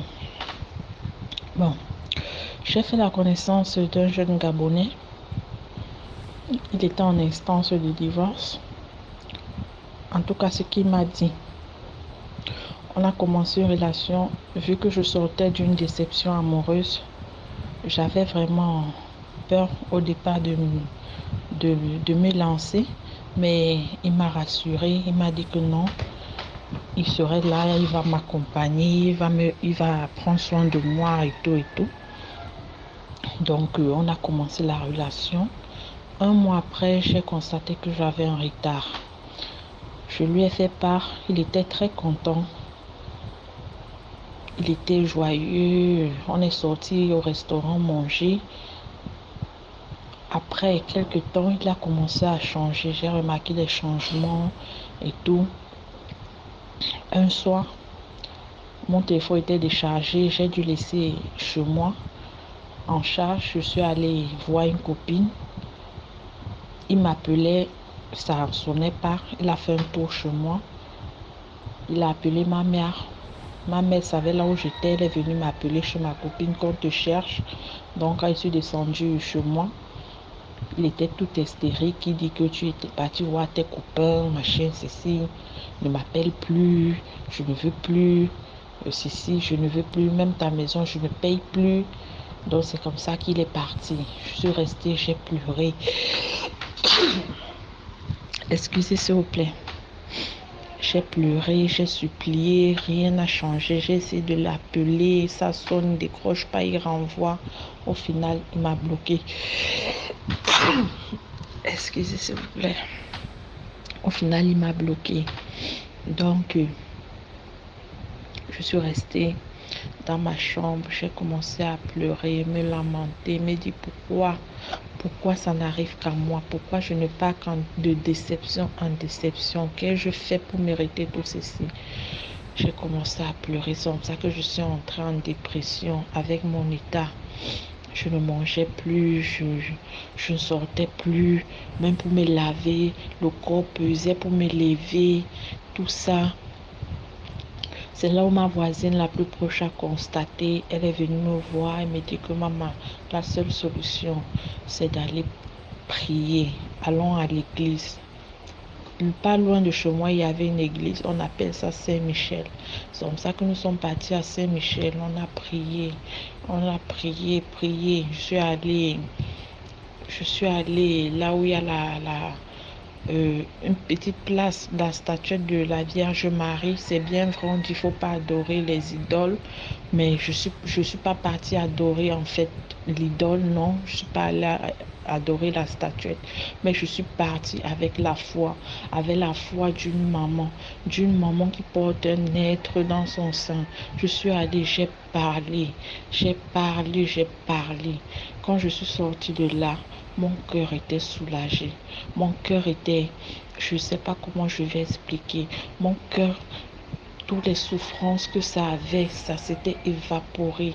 Donc, j'étais soulagée d'un côté, mais de l'autre côté, j'en pleurais toujours. j'appréhendais d'un autre côté. Donc c'est donc comme ça qu'elle m'a dit, j'ai une soeur qui fait dans la voyance. Si tu veux, on y va. J'ai dit d'accord, puisque je n'avais plus rien à perdre. Nous sommes partis chez sa soeur. Elle m'a demandé d'acheter une bougie, d'écrire le nom du père de mon bébé sur un papier. J'ai écrit. On a commencé par les chants religieux. Après les chants religieux, elle est entrée subitement en transe. Quand elle est entrée en transe, ma voisine m'a dit que tais-toi, reste tranquille. Après qu'elle a fini la transe, elle a commencé à parler avec une douce voix. Une voix tellement douce et très féminine. Elle s'identifiait dans le corps de Maman Marie, c'est-à-dire la Vierge Marie. Elle me dit, ma fille, sèche tes larmes, pourquoi tu pleures? J'ai dit que maman, ma situation, je ne sais pas comment je vais faire. Je n'ai même pas encore commencé de visiter. J'appelle le père de mon bébé, il ne décroche pas.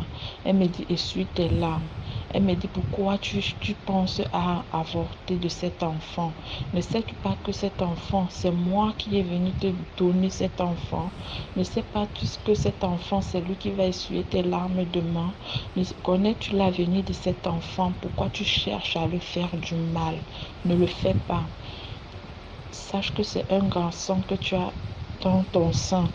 Et sans vous mentir, je n'avais pas encore commencé de visite, donc je ne savais même pas si c'était un garçon ou c'est une fille et tout et consort. Elle m'a dit c'est un garçon et que le père de mon bébé va revenir, que je ne m'inquiète pas, que c'est sa femme qui a découvert mon existence et mon état, vu qu'elle ne veut pas accorder le divorce à ce monsieur. Elle est partie faire ce qu'ils appellent ici l'ongosé. Donc elle est partie pratiquer pour qu'il ne me voit plus bien. Donc c'est un peu dans le sens là. Mais elle m'a assuré qu'il va revenir prendre charge de son enfant et tout et tout. Elle m'a donné les versets bibliques à réciter, à prier chaque fois. Donc c'est comme ça que après ça, nous sommes rentrés. J'ai commencé à mettre en pratique, j'ai commencé à fréquenter l'église tout le temps. À l'église, on m'a conseillé d'acheter le parfum Saint-Michel, d'acheter le savon pour le bain. Et dans ce savon, dans le carton de savon, il y avait un morceau de savon, une petite fiole de parfum et du sel bénite. Donc chaque matin, je mettais 2 cuillerées de sel dans mon bain, quelques gouttes de parfum et je me lavais. J'utilisais le savon pour me laver. Quand je finissais, avant de me laver, je faisais mes vœux, c'est-à-dire mes prières. Après mon bain, quand je rentrais, quand je retournais dans ma chambre, je prends le parfum Saint-Michel, je m'asperge avec. Donc un soir, après mon bain, après avoir mangé, je m'apprêtais à m'allonger, j'ai fait ma prière. Dès que je me suis allongée, j'étais couchée. En fait, du coup, je me suis endormie. J'ai vu une musaraigne venir me mordre le gros orteil. Du coup, j'ai sauté. Je me suis mise à prier, à invoquer, à prier. J'ai pris le parfum Saint-Michel, j'ai aspergé sur mon gros orteil. 2 jours après, 2 jours plus tard, la plante de mon pied a commencé à pourrir, y compris mon gros orteil. Ça a commencé à pourrir. Je suis allée voir ma mère. Je l'ai expliqué. J'ai pris, comme il m'avait bloqué, il m'avait mis dans la liste noire. J'ai pris le téléphone de ma mère. J'ai essayé d'appeler le père de mon bébé. Heureusement, après plusieurs tentatives, je l'ai laissé un message sur WhatsApp. Chose incroyable, il m'a répondu. J'ai commencé à lui prendre doucement par les sentiments. À parler, il répondait. À parler, il répondait. J'ai dit, s'il te plaît, je lui ai dit pardon. Pour l'enfant à venir, ne fais pas pour moi. Fais pour ton enfant, je t'en supplie. Il a été d'accord, il va passer me voir, mais il ne sait pas quand. J'ai dit ok, il n'y a pas de souci. C'est comme ça que je suis restée. Après avoir parlé ainsi avec lui, j'ai commencé à invoquer dans le cœur, à prier, à remercier Dieu, à remercier le ciel, à prier. C'est comme ça que ça a fait 3 jours. Un jour, j'étais chez ma mère, j'étais en train de laver mes cheveux. Mon téléphone sonna. C'était lui. Je n'avais même pas encore, on venait tout juste à peine de finir de laver mes cheveux, que je n'avais même pas encore essoré l'eau avec la serviette, que quand j'ai entendu seulement tu es où, j'ai dit je suis chez ma mère. Il a dit est-ce que tu peux venir me trouver chez toi? Je n'ai même pas attendu de sécher ma tête quoi. Directement j'ai commencé à partir avec les cheveux tout trempés. Quand je suis arrivée, il m'a dit monte. Je suis montée dans sa voiture. Il m'a regardé, il s'est mis à rire. Il a demandé si son bébé va bien. J'ai dit oui, que l'enfant se portait bien. Il m'a tendu de l'argent. Il a dit demain tu vas commencer tes visites. Il m'a dit je suis très fâchée contre toi parce que tu es sorti sans me dire. J'ai dit que je suis vraiment désolée. J'étais juste avec une copine et je ne pensais pas. Toi, tu connais parce que mon téléphone avait les problèmes de batterie parce que ça se déchargeait très vite. C'est pour ça que j'avais laissé le téléphone à la maison pour que ça charge. Je suis vraiment désolée. Je ne pensais pas. Après, il m'a dit est-ce que on peut descendre chez toi? J'ai dit qu'il n'y a pas de problème. Nous sommes descendus chez moi. Et en parlant et tout, je l'ai expliqué mon rêve et tout. Il m'a dit, personne ne te fera du mal, car je vais te protéger, toi et mon enfant. Sache-le comme ça. Je ne vais jamais permettre à qui que ce soit de vous faire du mal. Donc ce jour-là, on s'est enlacés. Bon, je ne vais pas entrer dans les détails. Et après, quand il est parti, le lendemain, j'ai commencé mes visites normalement et il décrochait maintenant à mes appels normalement. Ce n'était plus ça, mais il faisait de son mieux quand même pour être là, pour venir. Quand j'appelle, il y a une ordonnance. Il me demande c'est combien. Je pars me renseigner en pharmacie les prix et puis il m'envoie l'argent. Je pars, j'achète mon nécessaire. C'est donc comme ça que je continuais toujours dans la prière. Un jour, j'ai eu le prêtre de l'église Saint-Michel m'a dit ma fille, il y a une femme qui va venir te tenter. Ne cède pas à sa tentation. Et cette femme, c'est la femme de ce monsieur. Sois très prudente. Elle va essayer maintes fois de te tenter. Et elle va essayer de t'appeler. N'essaye pas de tomber dans la tentation, sinon elle va t'avoir. Si tu acceptes ce qu'elle va te dire, elle va t'avoir. Il faut continuer de prier. Ne lâche pas la prière. Il faut persévérer parce que ton enfant est persécuté. Elle ne veut pas voir cet enfant. Elle ne veut pas voir cet enfant en vie. Elle ne veut pas que tu donnes la vie à cet enfant. C'est comme ça quand je suis rentrée, ça a fait 1 mois plus tard. Un jour, je suis allongée sur mon lit. Mon téléphone, on me laisse un message sur WhatsApp. J'ouvre, je regarde la photo, je ne connais pas la personne. Je regarde le message. Donc, c'est un message comme si, tu vois, quand tu as confondu le numéro bon, tu penses que c'est ta personne. Tu envoies ça, salut ma chérie, est-ce qu'on peut se voir? Tu sais, la dernière fois qu'on s'était vu là, j'ai oublié mes pages. En fait, c'était un peu du style. Je lui ai dit que non, madame, vous avez confondu le numéro. Elle dit que non, je n'ai pas confondu. Je dis si vous avez confondu. C'est comme ça qu'on s'écrit au fur et à mesure. Elle dit que bon, désolé, je constate que oui, effectivement, j'ai confondu. Est-ce qu'on pourrait être copine? J'ai dit, je ne connais pas qui tu es, présente. J'ai dit, madame, présentez-vous s'il vous plaît. Elle dit que, laisse ça, je veux juste qu'on soit amis. J'ai insisté sur le fait, madame, présentez-vous. C'est là où elle a envoyé son nom complet. J'ai directement fait la capture d'écran. Quand j'ai fait les captures d'écran, j'ai dit que madame, moi et vous, on ne peut pas être copines, car je sais qui vous êtes et je ne pourrai jamais être votre copine. Dès qu'elle a vu mon message, elle a commencé à supprimer les messages précédents qu'elle a eu envoyés.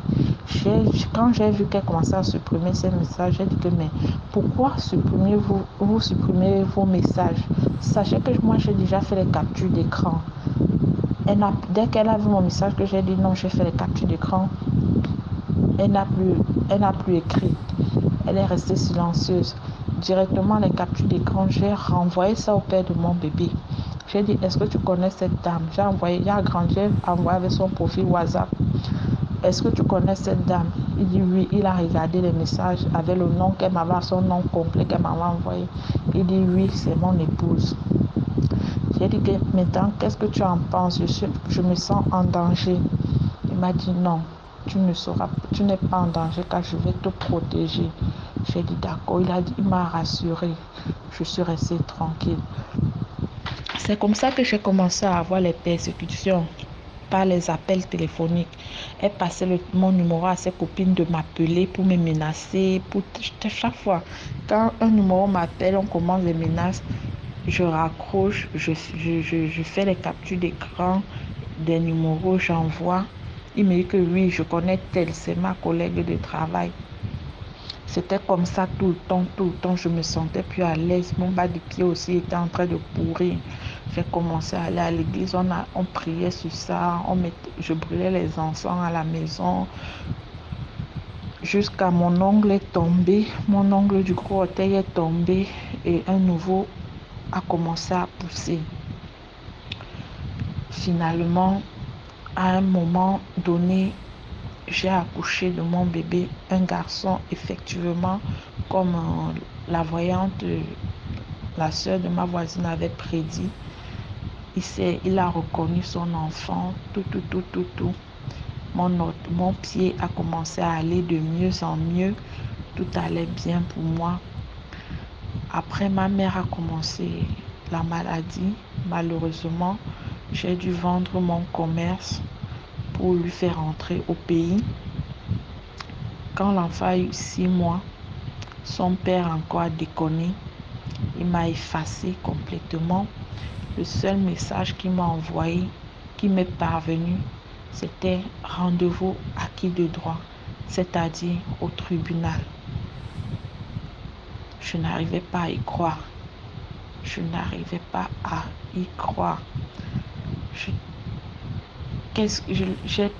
l'ai appelé, je lui ai dit, qu'est-ce que j'ai eu à te faire? Il me dit rien, tu ne m'as rien fait.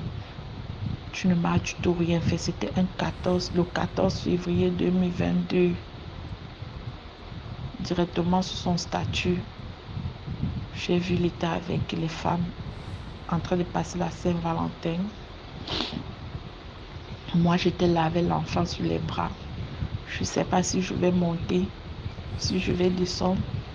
Ma mère, je venais de vendre mon commerce pour faire partie de ma mère parce qu'elle était gravement malade, parce qu'elle était diabétique. Elle avait fait une crise de diabète plus la tension. Elle a fait un coma de 11 jours. J'ai tout vendu, tout ce que je possédais pour aider ma mère d'aller mieux. On lui a fait rentrer au Cameroun, sachant que je n'avais plus rien et il me faisait ça. Quand j'appelle, il ne décroche pas. C'est comme ça que j'ai commencé à chercher un petit bricole. Finalement, j'ai trouvé, on me payait 30 000 le mois. 30 000 le mois. J'ai souffert ainsi. Jusqu'à aujourd'hui, Dieu m'a béni. J'ai eu un petit bricole. Je m'en sors. J'ai pu envoyer mon bébé au Cameroun parce que ma mère va déjà mieux. J'ai pu envoyer mon enfant au Cameroun. Aujourd'hui, je suis là, je me bats, je m'efforce de remonter la pente financièrement et en fait, je suis détruite de l'intérieur, si on peut dire ainsi, mais j'essaie de me soigner. J'essaie de me soigner par les prières. Partout, j'essaie de me soigner. Donc c'est pour juste dire à nos sœurs que quand vous croisez un homme qui vous dit je suis en instance de divorce, c'est bien vrai, il était en instance de divorce et il a même déjà divorcé de cette femme, mais il ne s'intéresse pas à son enfant. Je ne sais pas. Il appelle de temps en temps pour prendre les nouvelles de cet enfant, mais il ne sait même pas que cet enfant, je l'ai envoyé au Cameroun. C'est juste pour faire et dire aux autres de faire très attention. Quand un homme est marié, c'est mieux d'attendre qu'il ait divorcé avant d'entamer quoi que ce soit. Parce que parfois, il ne le fait pas de lui-même, car lui-même, il est manipulé spirituellement. Sans le savoir, c'est nous qui sommes blessés, car nous ne pouvons pas l'aider. Et même si nous pouvons l'aider, ça ne serait pas vraiment facile. Donc c'était un peu ma petite histoire. Merci. C'était l'épisode d'aujourd'hui. Je vous demande s'il vous plaît, likez, commentez, partagez et envoyez vos histoires sur le numéro à l'écran, le plus 237 655 81 90 17. C'est le numéro WhatsApp de DMG TV. Et voilà. Donc, on se reprend demain pour 10 histoires mystiques. N'oubliez pas de liker, commenter, partager. Merci à tous ceux qui ont commenté et liké cette vidéo. Merci à vous. Voilà.